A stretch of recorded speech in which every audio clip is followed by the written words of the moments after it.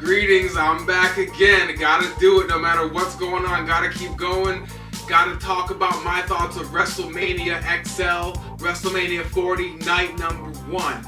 Now, we opened the night off with a brand new opening and a brand new era talked about by Triple H. We'll see what they end up coining and calling this era. Some are saying the Triple H era.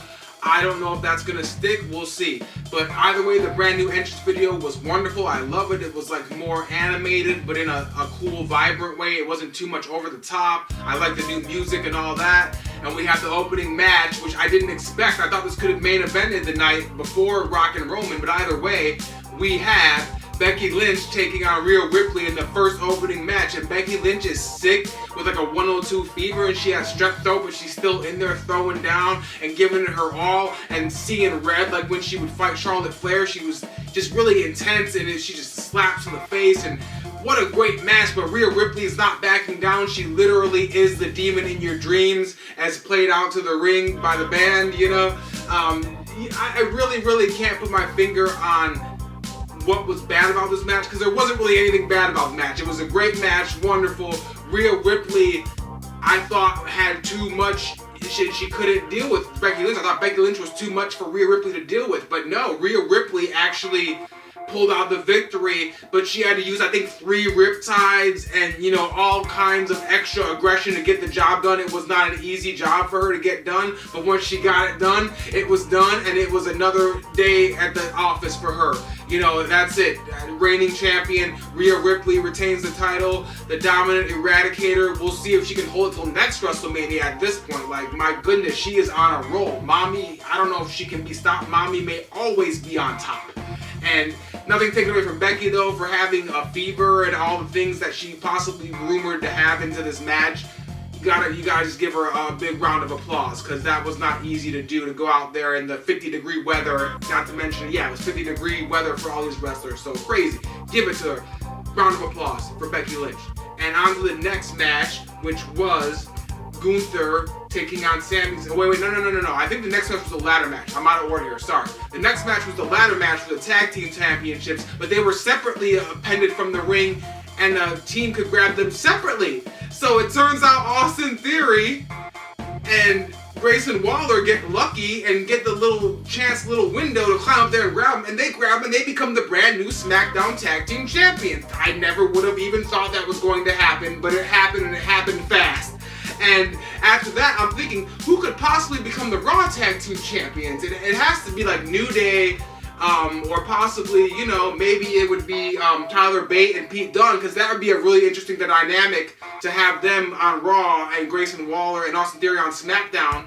It would just have made it so crazy. But no, actually, they swerved me, because I didn't even expect this to happen. R-Truth, which made the match so interesting and so fun as it was. And Ciampa and Gargano DIY did such a great job in this match too. Like they were stars. I think they really shine in this match. They deserved it. They've been trying to earn that opportunity at WrestleMania for a long time.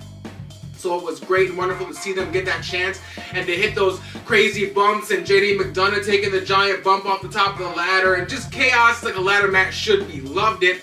But we have R-Truth climb the ladder, and R-Truth gets a WrestleMania Championship victory. Congratulations to R-Truth after he had the injury and he was out. And that man, it's like he doesn't even age. It's like he's still a young buck out there, and he became a Raw Tag Team Champion at this point in his career. I mean, the sky's the limit now. Maybe he can hold another singles championship, other than the 24/7 championship, of course, because that doesn't exist. Who knows? The sky's the limit for R-Truth, man. The world loves him. That man is on...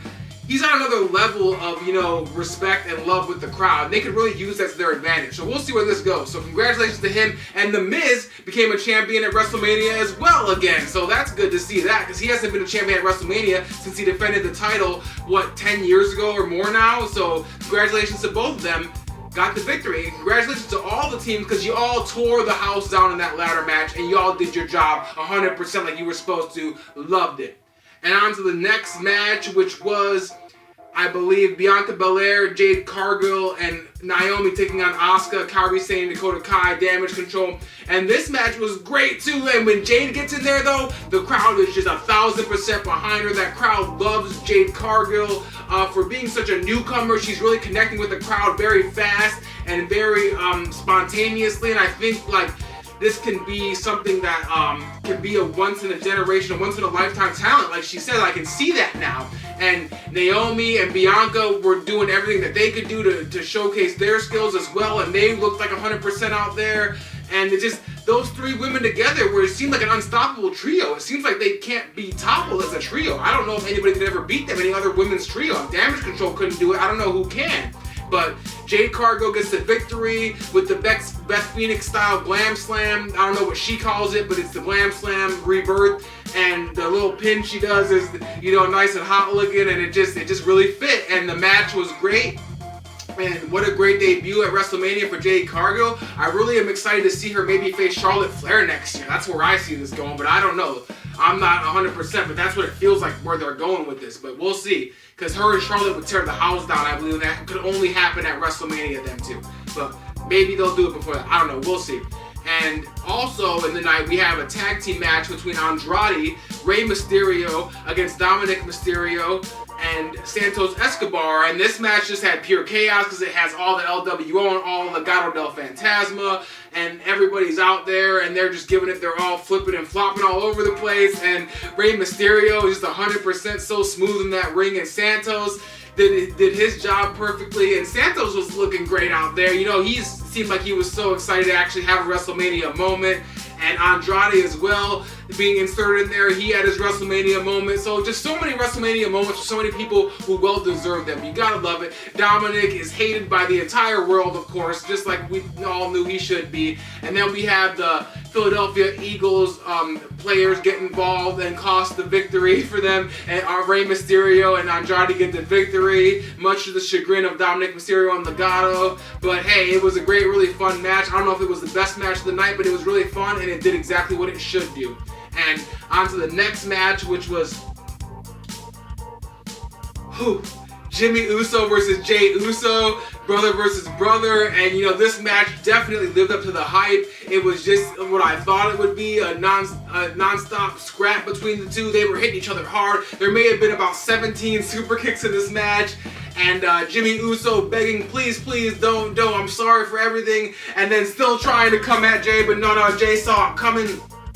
Jey hits like 7 more super kicks and a giant super kick sideways in the ring, and then he hits a giant spinning splash to add a little extra oomph to it and gets the 1-2-3 over his brother. And for a brother versus brother match, man, this was like great. This was just good stuff. This is only the 3rd brother versus brother match in history of WrestleMania, and it lived up to the hype. I mean, it was, I don't know if it was better than Owen versus Brett, because I really liked Owen versus Brett. I'm a big fan of that match, but it was very, I don't know, Matt versus Jeff Hardy was good too, but they're all kind of equal in my book. All the brother versus brother matches were very good. I don't think I could see a flaw in any 3 of them when I think about it, but either way, loved it. Congratulations to the main event, Jey. Jimmy, you gotta go back to the drawing board. You gotta figure something out, because what you're doing right now isn't working, man. You gotta do something. I hope to see you get out the bloodline and do something for yourself in the future. Maybe reunite. We had that little small tease of you reuniting with your brother. I really hope that could happen. But who knows what the future holds. I don't know if it'll ever happen, because it may be too broken of a relationship, like they said on commentary. And on to the main event of the night, but before that, I can't forget about Gunther taking on Sami Zayn. And this match was just such a great Rocky, this was a true Rocky story, I think, of the whole weekend. And the fact that Sami Zayn just wouldn't go down, he even hulked up at one point, you know? And I loved it. And Gunther is so powerful. Those power bombs, like, he's not taking it easy on Sami Zayn. He's beating the dog, just like he beat the dog out of Drew McIntyre and Sheamus last year. He was doing all that to just Sami Zayn. So Sami Zayn absorbed all the punishment that Drew McIntyre and Sheamus absorbed last year, and he took it and he ran with it, and he hit the craziest superplex, reverse brainbuster thing I've ever seen in my life. And I honestly thought Gunther might have been passed away. I thought he might have been gone after that. That was the craziest move I've ever seen. And the fact that Sami Zayn hits a haluva kick, but it's not enough, he hits another haluva kick with some oomph on it, and he gets the 1-2-3 and becomes champion after that crazy brainbuster. I would not have expected it, and it was wonderful, and it was perfect, and the whole crowd loved it. The whole crowd was behind that. They backed that 1,000%. I think that was the most so far in the night that the crowd was behind something that had happened. They were just really into that moment, and I loved it. And how could you not love it? Congratulations to Sami Zayn having his wife in the crowd and knowing that his kid was watching backstage before he started. How could you not love that man getting the Intercontinental Championship off of Gunther, who's had it for like 3 years, longest reigning champ ever. Where will this take Sami with the IC title? Who knows? But it's to the moon, I think, and not coming down for a while. And alright, and he even had the hug from Kevin Owens before that embraced him. There's so much emotion, you could just feel it. I loved it. I think it was Sami Zayn's best work to date. That and his match against Roman are probably his best work to date to me. But either way, wonderful, wonderful. And now we are on to the main event of the night of WrestleMania Night 1, which is The Rock and Roman Reigns taking on Cody Rhodes and Seth frickin' Rollins. And this match lived up to 1,000% of the hype. Let me say that again. This match lived up to 1,000% of the hype. I couldn't take my eyes off the screen the entire time. And it was a long night, so I was a little tired and dragging, but it was so freaking enthralling and entertaining. I couldn't take my eyes off of any of those four men. And it just, The Rock, man, The Rock didn't miss a beat. The Rock seemed like he had been doing this for years and didn't even take a break. He fit right in with everybody else. They didn't even have to carry him. Like, The Rock carried them, actually, I feel like. It was the craziest thing to see. And, you know, when Roman hit that spear on The Rock, though, I thought that might be it. I thought Rock might be, that's it. He's going against the Bloodline. He's going to turn. He's going to cost them the match. But no, The Rock, he took his pain and he kept going with it, and he ran with it. And Roman is out there looking like a superstar. And then we got Seth Rollins and Roman. We got Cody and Rock. We got all these little intricate small matches within here that make the one match so big, so special. And then they go out to the outside of the ring and start brawling to make it even more special. The Rock keeps telling the referee, you do what I say. You don't listen to them and you don't do what we're supposed to do. We do what I say. The Rock, the final boss, is just putting his smackdown all over the place, and he's putting his smackdown on the referee, even telling the referee, like, no, I'm going to lay the smackdown on you if you don't do this right. And we just see so much wonderful television here, man. It was like some of the best stuff WWE's done in a long time. One of the greatest main events in history. It has to be. One of the greatest tag matches ever in history. But we end up having Cody Rhodes hit a rock bottom on The Rock through a table. And then at one point in the match, if you were really paying attention, the fans kind of boo Cody Rhodes. They were not having it. They were booing it. And then when Cody Rhodes hit 3 crossroads on Roman, the crowd wasn't even 1,000% behind it. They were almost like, no, we want Bloodline rules. We want Cody to have to fight through Bloodline rules because it's going to make it crazier. Really, really strange dynamic there.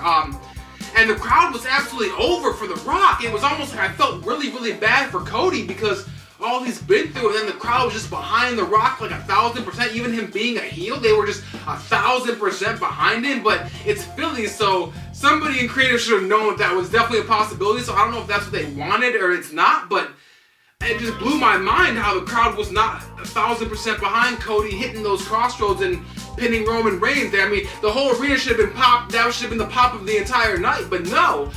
The Rock hit the rock bottom and hit the people's elbow, and he gets the 1-2-3 on Cody Rhodes, and The Rock and Roman win, and Bloodline rules for tomorrow night. Oh man, what world are we living in here? I mean, but really, if you think about it, how could The Rock and Roman ever lose? They're just such a powerhouse of a team. I mean, Cody and Seth are a really powerful team too, but Rock and Roman is just something extra godly. I don't know if Cody can win. I mean, but is that what they want me to think? I don't know. I really don't know. And then to watch Cody be stolen in the ring and to have him sit there and have to watch Roman and Rock celebrate, and Seth, the look on his face, like, ouch, that hurt my soul to watch. So hopefully it all gets right and redeemed tonight, and the crowd is behind Cody, and it doesn't get turned into some fiasco to where the crowd's not behind Cody, so they have to change things. I really hope it plays out well, and Cody takes that championship, and he finally gets to finish the story, because we all need that. It's been too much invested for him not to finish. He must finish the story. Please let him finish it.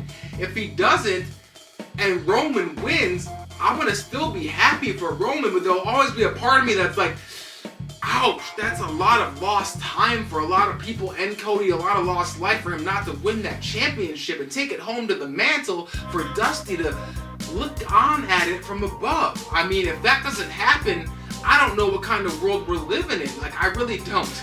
So that's it for WrestleMania Night 1. I'm Ben Porter. I just wanted to share my thoughts with everybody. I hope everyone's having a great weekend. Please like and subscribe. You don't have to, but it always is appreciated if you do. Until WrestleMania Night 2 tomorrow, I'm out. Hope you're getting some rest.